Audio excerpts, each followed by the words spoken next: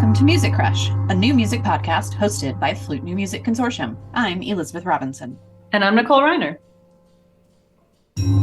If you like the show, please rate and review it on the platforms wherever you listen to podcasts, particularly on Apple Podcasts. It really helps people find us and grow the show. And of course, you can learn more about Flute New Music Consortium at flutenewmusicconsortium.com. Dan, thank you so much for joining us. How are you? I am doing great. Thank you for having me. We're excited to talk to you today. We're going to talk about travel a little bit later in the show because I'm always very interested to hear about that. But it looks like you were born and raised in Southern California and then you went to school there, which sounds very interesting to us, actually. It's an area that comes up so much when we read about experimental music, particularly in the time when you were a PhD student. Do you have any favorite memories of the music scene growing up? Oh, it was wild. It was a lot wilder than I was as a composer. I mean, I went through, this was in the 60s, and there was a lot going on besides experimental music, obviously, politically and socially and everything else. But yeah, there were some absolutely crazy things going on in music at that time. Besides all of the usual happenings, there was a composer named Joe Bird, who was based at UCLA for a while, and Richard Grayson and a couple of others who were doing musical happenings, and there was everything in between. My teacher, Henri Lazaroff, was with the avant-garde of the regular avant-garde, still using regular instruments and things, but there were a lot of people doing the equivalent of action painting, but in music. So yeah, quite a time. When I hear about the past, it sounds so exciting and so yeah, so unexpected. And I wonder if we will ever have a cycle of that again. What are your You thoughts about what's going on these days? Oh, I think if you try to, I'm a little older now. Okay, I've been doing this for composing for about 60 years, so I've seen a lot come and go.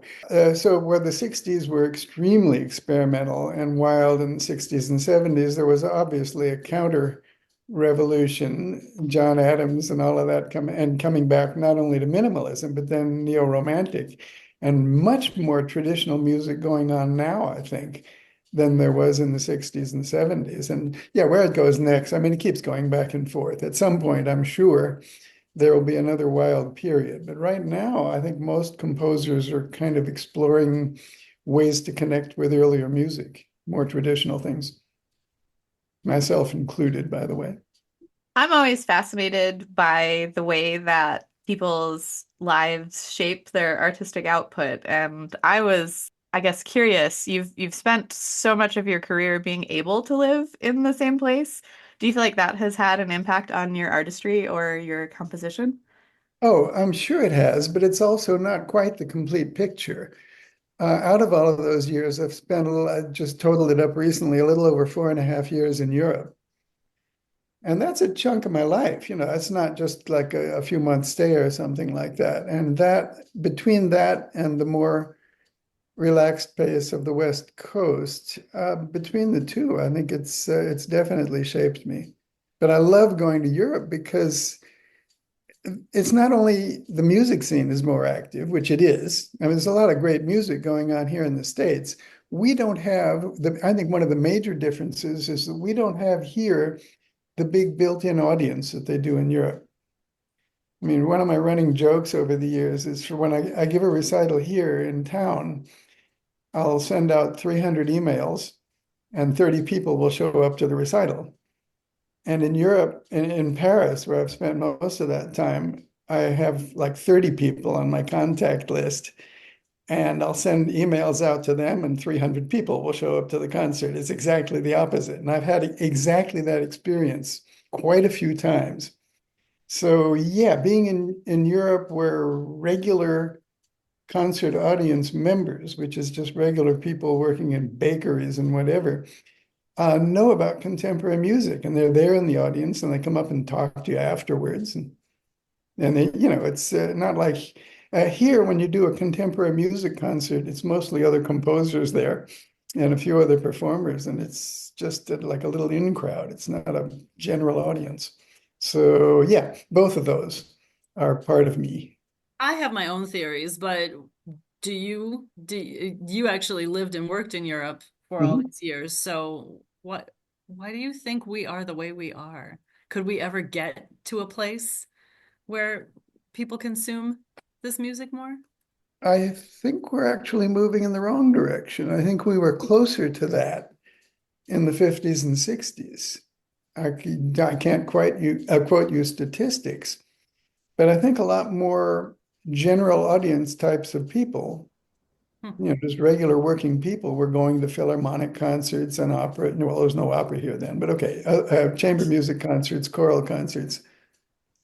So in the meanwhile, I think it's safe to say, of the American public has turned toward popular music, which is great. For me, it's great in addition to classical music, but for most people in this country, it's instead of classical music. So, oh, whether it can come back again, who knows? That has a lot to do with what goes on in the schools. And as I'm sure you know, what gets cut first in the US when budgets get thin? It's the arts programs, orchestras, choirs, whatever. So, no, I don't think we're moving in that direction at all. Yeah. So, Yeah, that's my theory too. If you don't learn, if you aren't exposed to different kinds of music when you're young, then they're just too weird and difficult later yeah, people. yeah. It's a complex music. The pop music is great. Everybody should enjoy their favorite pop music, and everybody has their own taste. But yeah, classical music is generally a lot more complex, and it's very approachable if you started as a kid, learning about it, listening to it. You don't have to play necessarily, but that helps, of course. And if you're not exposed to it as a kid, it's probably not going to happen later on. I know this is all bad news so far. Sorry about that. Well, I live in Colorado, and it seems like they've replaced recorders with ukuleles in the public schools. They have ukulele bands now, so who knows? Maybe Yeah. there'll be a resurgence of creative ukulele music in 20 years. One can hope. Yes. Or not. Let's talk about more positive things because you do it all. You have the trifecta. You are a flutist, you're a composer, and you're a conductor. Do you ever find it difficult to toggle between those perspectives depending on the project, or are there any challenges with that, or is it all just pure joy for you? It is pure fun. And I think what helps is that I kind of have limited one way or another, intentionally or unintentionally, my activities as a flutist and conductor. Those are occasional Mhm. because the number one priority since I was a teenager was always the composing. So the other things, I studied instruments to learn how to write for them and kind of grew into performing through that, which was great. And I grew into conducting as a student when I and my fellow students had pieces done and we wanted them played. Mhm. So we get a group of students together and somebody has to conduct, and it was most of the time me. And it was kind of on the job training. I didn't ever train as a flutist. I'd studied clarinet pretty seriously. And I never trained as a conductor. I just kind of got into them and did them. So, no, there's not a problem with balancing because composing has always been number one. So you just choose your balance. Yep. That's great advice. Partly, by the way, why I retired so early. It was 19 years ago now, so that I could give more time to all of these. Speaking of composing, Ah, maybe you could tell us a little bit about what inspires you as a composer. it's a great question, and I wish I could give you a really good answer. I can give you some ideas. It changes with each piece is one answer. I'm just putting the final touches now on a fairly large orchestral piece. And in this case, I took a medium extended trip, about almost a 2 month trip to Europe with my new lady friend, Sue Julian, back in May and June. And the point of the trip, other than having fun, was visiting art sites. We hit major art museums, galleries, architectural sites, opera houses, chamber music, concert halls, and it was just a feast of the arts. And the orchestral piece is directly inspired by certain paintings and buildings, architectural sites that we visited. So you can tie the individual movements, the individual sections to specific paintings, which is, so for that piece, it was purely works of art. The competition winner.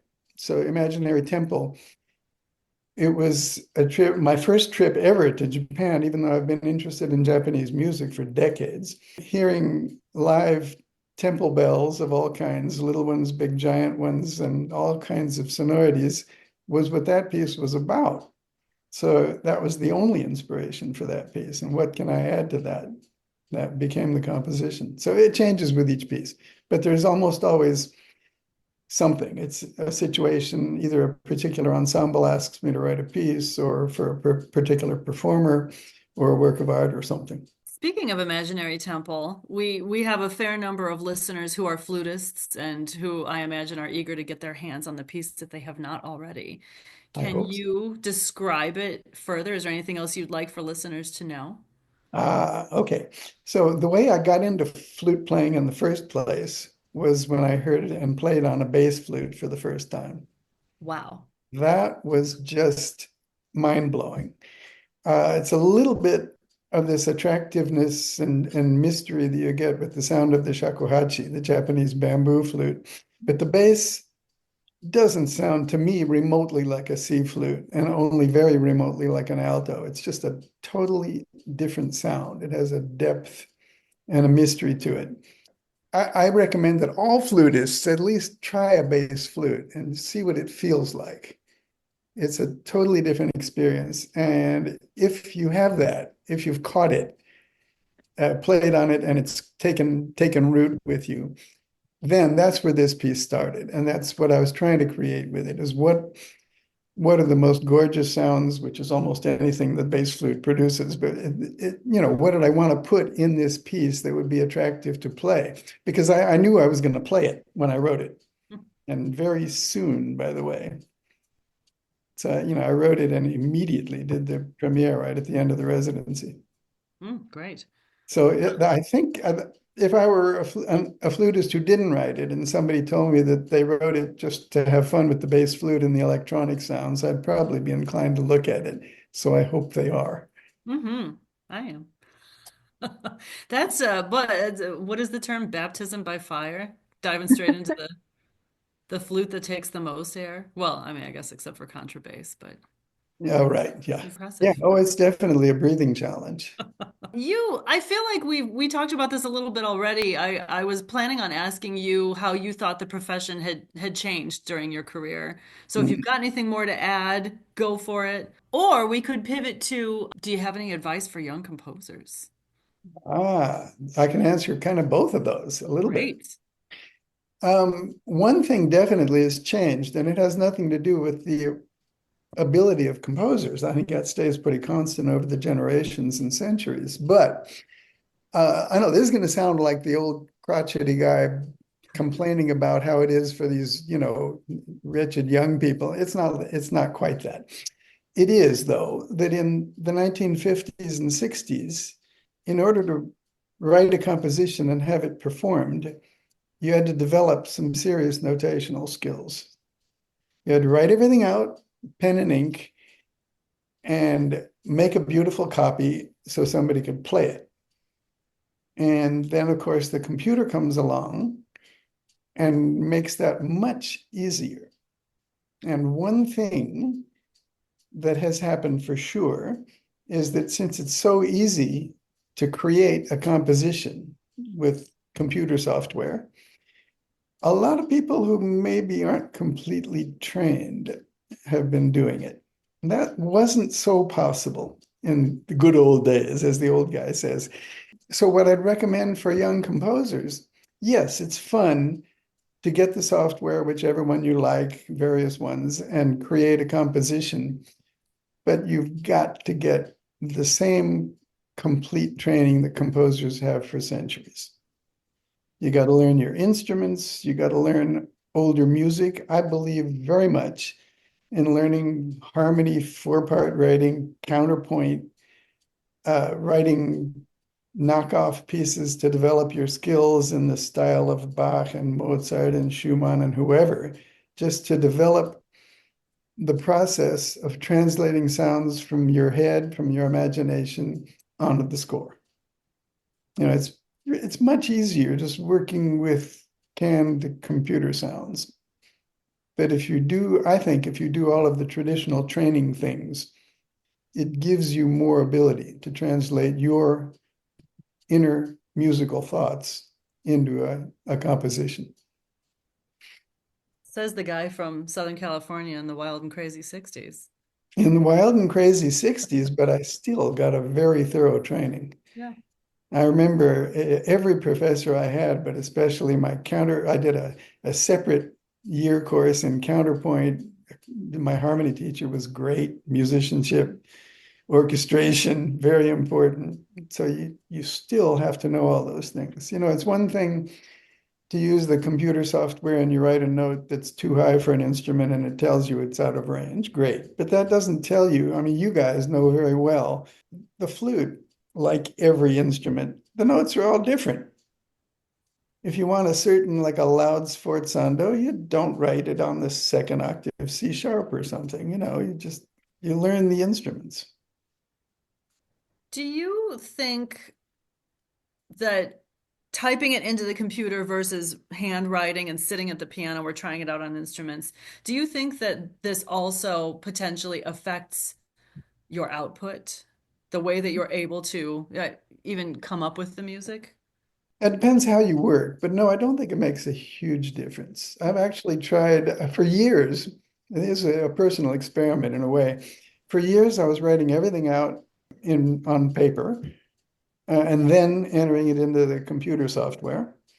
And I've tried a few pieces since then where I kind of improvise it directly through the computer, and there are advantages both ways. I can't say that one works better than the other, but that's coming from the perspective. The way I work is that before I sit down to write it down or enter it in the computer, it's pretty clear in my head already.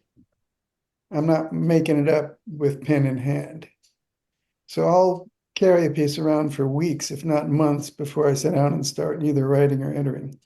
Yeah, if you're just making it up as you go along, I'm not sure how it affects you. Well, speaking of the compositional process, we were hoping you could tell us a little bit about what's on your workbench right now. Ah, yes. I think I'd mentioned the orchestral piece based on the works of art. I'm right toward the end of it. The whole piece is done compositionally. I'm still that's the technical term, messing with the orchestration, adding little touches, removing things on occasion, tweaking it. So it's within probably a couple of weeks of being officially done.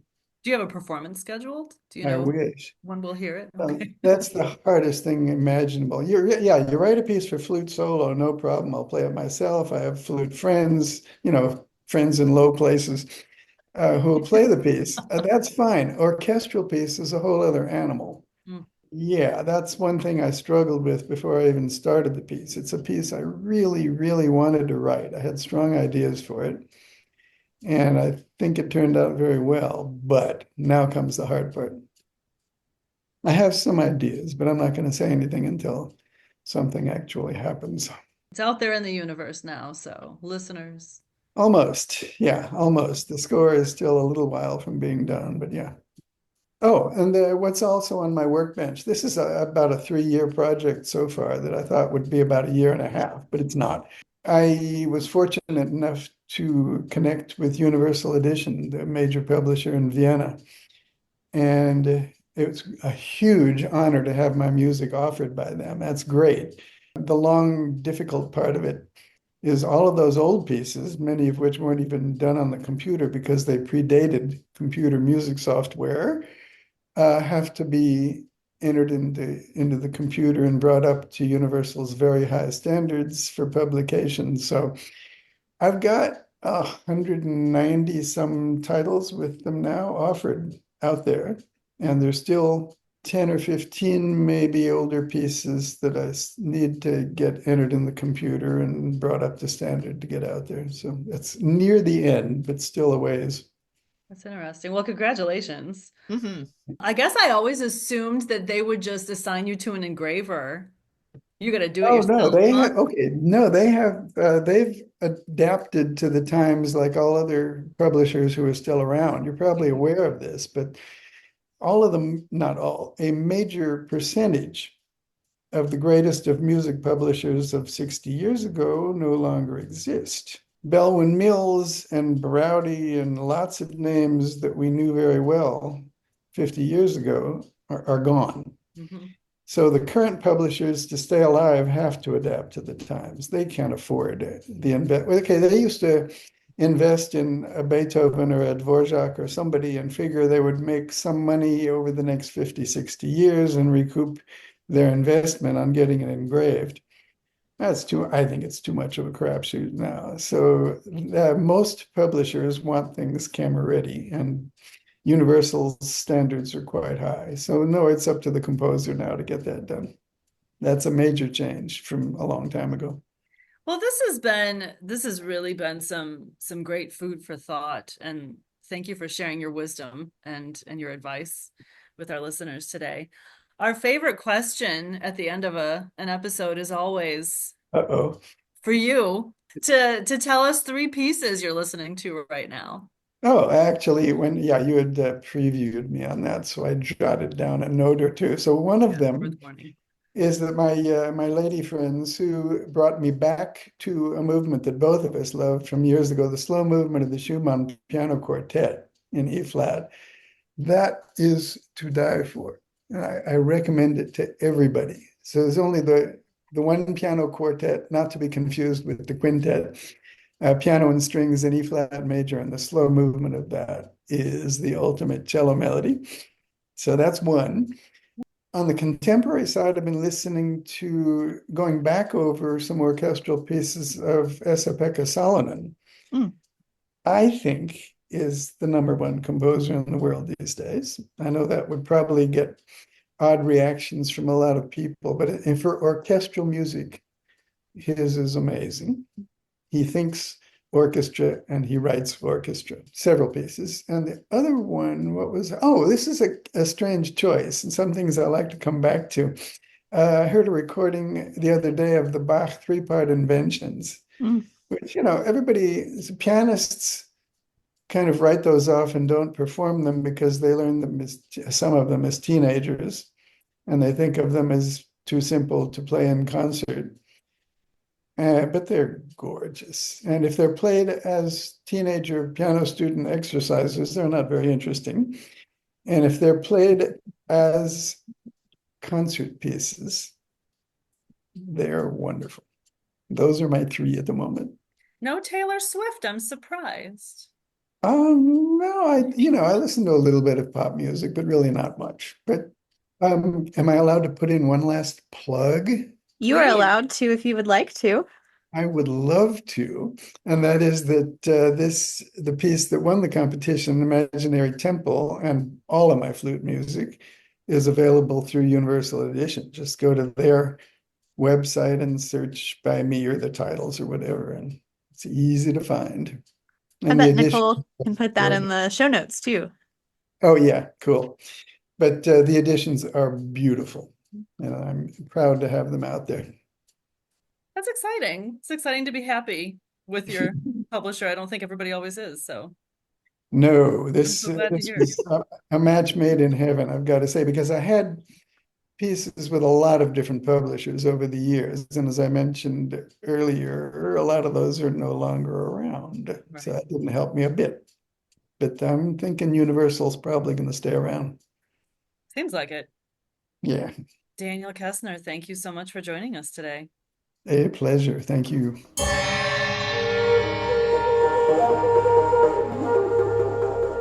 Thank you for joining us for another episode of Music Crush. You can subscribe wherever you get your podcasts. You can also support the podcast, read show notes, and learn more about FNMC by visiting www.flutenewmusicconsortium.com.